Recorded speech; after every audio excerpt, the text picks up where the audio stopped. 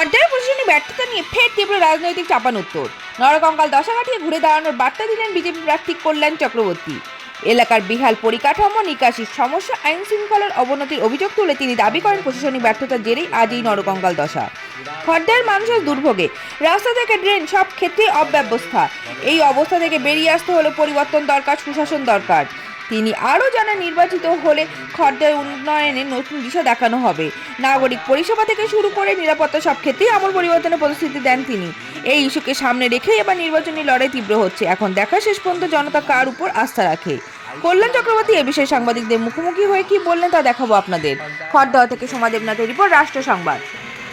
জাহ্নবী দেবীর নামে girls college স্থাপন, খড়দহকে একটি এডুকেশনাল হাব হিসাবে গড়ে তোলা, খড়দার যে ডিস্ট্রিক্ট লাইব্রেরি তাকে আধুনিক করা, খড়দার গ্রামীণ এলাকার ইন্ডাস্ট্রিয়াল হাব তৈরি করা, বিলকান্দা অঞ্চলে আবাসিক কৃষি প্রশিক্ষণ কেন্দ্র, গ্রামাঞ্চলে বৃহৎ পশু হাসপাতাল, ট্যুরিজম গড়ে তোলা, 88/1 বাস টার্মিনাসকে নতুন করে গড়ে তোলা, দূরপাল্লার ট্রেন এবং কিছু গ্যালোপিং ট্রেনকে খড়দায় দাঁড় করানো, যেহেতু একটি গুরুত্বপূর্ণ পর্যটন মানচিত্রে উঠে আসবে।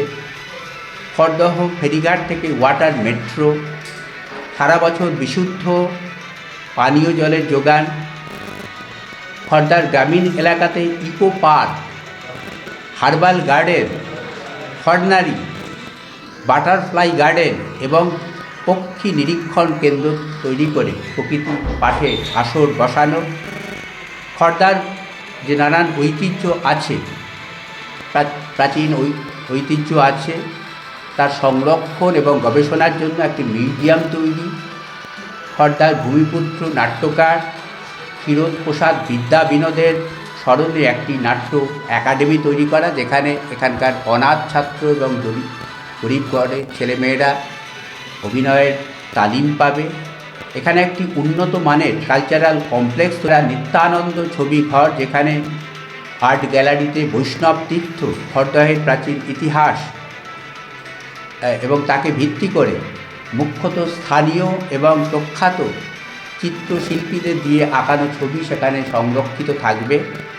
সবশেষে এবং খুবই গুরুত্বপূর্ণ বিষয়, প্রতিবেশীর সঙ্গে সদ্ভাব, সহৃদয়তা, পূর্ণ বিকশিত হৃদয় নিয়ে সকলের বিকাশের লক্ষ্যে সকলকে সঙ্গে নিয়ে এখানকার মানুষ শান্তিতে আনন্দে সহাবস্থান করবে।